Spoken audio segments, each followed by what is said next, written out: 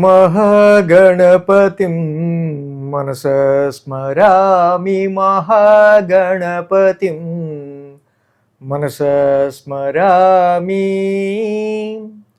TR creations family అందరికీ నా హృదయపూర్వక ధన్యవాదాలు. అలాగే 24వ తారీఖు నుంచి 30వ తారీఖు వరకు కూడా ద్వాదశ రాశుల వారికి సంబంధించి రాశి ఫలాలు ఏ విధంగా ఉండబోతున్నాయి ఏంటి అనేది మనం ఇప్పుడు చూద్దాం.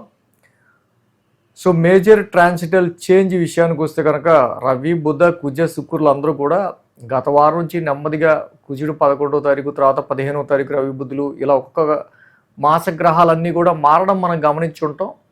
పూర్తిగా 15వ తారీఖు నుంచి కూడా మాస గ్రహాలన్నీ కూడా మారే. సో అదేవిధంగా బుధుడు ఈ యొక్క శుక్రవారం నుంచి తన మిథున రాశి అయిన ఇక్కడ మిథున రాశిలోకి, స్వక్షేత్రమైన మిథున రాశిలోకి ఆయన గోచారం మొదలుపెట్టబోతూ ఉన్నారు. సో అలాగే కుజుడు మేషరాశిలో స్వక్షేత్రంలో, రవి, బుధులు వృషభ రాశిలో, గురు, శుక్రులు మిథునంలో, చంద్ర, కేతువులు సింహరాశిలోను, అదేవిధంగా కుంభరాశిలో రాహువు, మీనరాశిలో శని యొక్క సంచారం జరుగుతూ ఉంది. చంద్రుని యొక్క సంచారం మనం చూస్తే కనుక సింహం, కన్య, తుల, వృశ్చికం మీదుగా 4 రాశుల మీదుగా చంద్రుని యొక్క సంచారం ఉంది ఇక్కడ.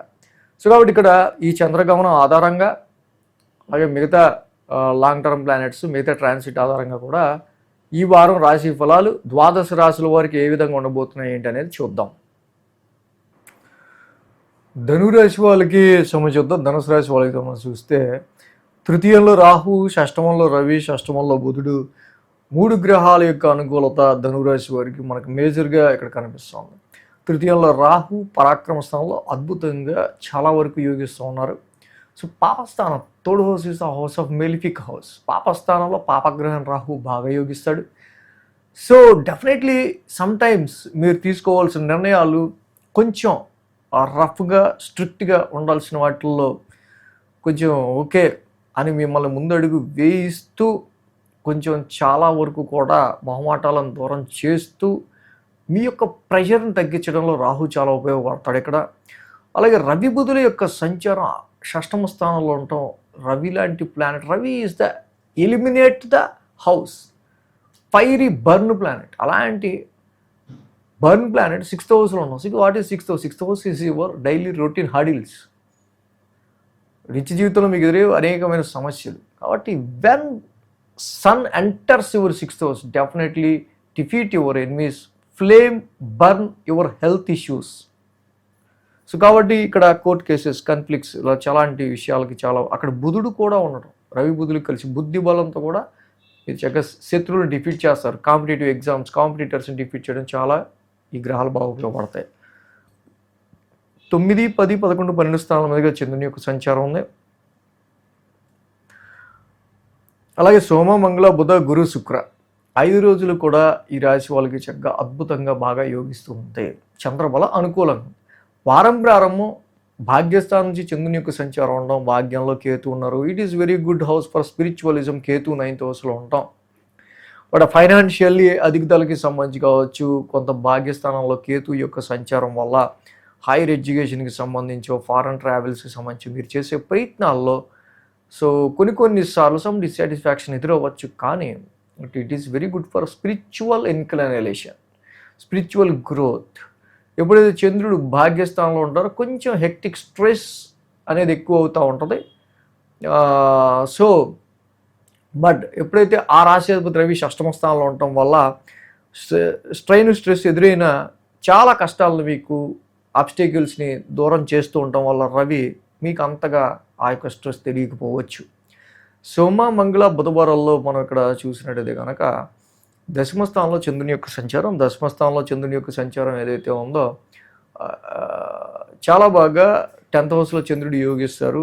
డైరెక్షనల్ స్ట్రెంత్ బాగుంటుంది. ఆ బుధుడు కూడా షష్టమ స్థానంలో యోగిస్తారు, మిత్రక్షేత్రంలో ఉన్నారు. కాబట్టి ప్రొఫెషనల్లీ వస్తున్న కాంపిటీషన్ కావచ్చు, ప్రొఫెషనల్లీ వస్తున్న లిటిగేషన్స్, కన్ఫ్లిక్ట్స్ కావచ్చు, వీటన్నిటిని కూడా ఓవర్కమ్ చేస్తా, రుణ ఒత్తిడిని అధిగమిస్తా చాలా వరకు సక్సెస్ని సాధించే విధంగా సోమ, మంగళ, బుధవారాల్లో చంద్రుడి యొక్క ట్రాన్సిట్ కూడా ప్రొఫెషనల్గా చాలా బాగుంది. గురు, శుక్రవారాల్లో లాభస్థానంలో చంద్రుని యొక్క సంచారం. ఆ రాశి అధిపతి శుక్రుడు 7th ఉన్నాడు. 7th శుక్రుడు పెద్దగా యోగించడం, గురుడు లాంటి ప్లానెట్ చక్కగా 7th స్థానంలో బాగా యోగిస్తారు. గురుడు కూడా యాక్చువల్గా సప్తమ స్థానంలో యోగిస్తూ ఉన్నారు కాబట్టి డెఫినెట్లీ వ్యాపార పరంగా మ్యారిటల్ మ్యాచెస్ చూసే విషయంలో, కాంట్రాక్ట్స్ విషయంలో కానీ, బిజినెస్ పార్ట్నర్షిప్స్ విషయాల్లో కానీ కొంచెం సమ్ పాజిటివ్ రిజల్ట్స్ని తీసుకురావడానికి రాశ్యాధిపతి అయిన గురుడు చాలా వరకు మీకు ఇక్కడ హెల్ప్ చేస్తారు. అండ్ యువర్ హెల్త్ మ్యాటర్స్లోను, ఆరోగ్యపరంగాను, కాన్ఫిడెన్స్ విషయాల్లోనూ మీకు మంచి పవర్ని ఇస్తారు ఇక్కడ. వారాంతానికి చూస్తే చంద్రుడి నీచ రాశి సంచారం. చంద్రుడు ఎప్పుడైతే నీచ రాశిలో ఉన్నారో, వృశ్చిక రాశిలో ఉన్నారో, ఆరోగ్యానికి సంబంధించిన విషయాల్లో వారాంతానికి కొంచెం జాగ్రత్త తీసుకోవడం మంచిది. అలాగే ఆ రాశ్యాధిపతి కుజుడు కూడా పంచమ స్థానంలో ఉన్నాడు. పంచమంలో కుజుడు not that much very good, but ఏంటంటే అది ఓన్ హౌస్ అయింది కాబట్టి అంత బ్యాడ్ కూడా చేయడు. సో దేనికి గుడ్ దేనికి బ్యాడ్ ఏంటంటే it is very rough handling to your kids. సంతానం, మీ పిల్లలు సరిగ్గా మాట అనట్లేదు, ఏమైనా కొంచెం 2 దెబ్బలు వేయటం కొంచెం ఎక్కువ ఉంటుంది. ఇలాంటివి లవ్ లైఫ్ విషయాల్లోనూ, ఇన్వెస్ట్మెంట్స్ విషయాల్లోనూ కుజుడు అంత పాజిటివ్ రిజల్ట్స్ ఇవ్వడం మెయిన్. సో ఈ విషయాల్లో మాత్రం ఓన్ హౌస్ ఉన్నాడు కాబట్టి నాట్ దట్ మచ్ బ్యాడ్ కూడా. సో కాబట్టి ఇక్కడ ఈ భాగ్యస్థానంలో ఉన్న కేతుకి ఫలాస పుష్ప సంకాసం, కేతును ఉగ్రశాంతి మంత్రం బాగా చేసుకోండి. శుక్రుడు కూడా అంతగా 7th హౌస్లో యోగించట్లేదు కాబట్టి లాభాధిపతి యాక్చువల్గా ఈ శుక్రుడు 7th హౌస్లో ఉన్నాడు. బిజినెస్ త్రూ గెయిన్స్ మీరు పొందడానికి సంబంధించి హిమకుందం రుణాలాభం. అండ్ గురుడు బాగా యోగిస్తున్నప్పటికీ 7th హౌస్లో కలత్రకారకుడైన శుక్రుడు అదే హౌస్లో ఉండడం కొంచెం ఇంపాక్ట్. మళ్ళీ మ్యారిటల్ లైఫ్లో శుక్రుడే ఇబ్బంది కలిగిస్తుంటాడు. సో కాబట్టి హిమకుందం రుణాలాభం, శుక్రన ఉగ్రశాంతి మంత్రం చదువుకోవడం చాలా మంచిది. అర్ధాష్టమ శని నడుస్తూ ఉంది. ప్రతి శనివారం శనికి తైలాభిషేకం చేసుకుంటూ నిత్యం నీలాంజన సమావాసం చేసుకోవడం చాలా మంచిది. ఈ వీడియో కనుక మీకు నచ్చినట్లయితే లైక్ చేయండి, షేర్ చేయండి. మరిన్ని అప్డేట్స్ కోసం సబ్స్క్రైబ్ చేయడం మాత్రం మర్చిపోకండి.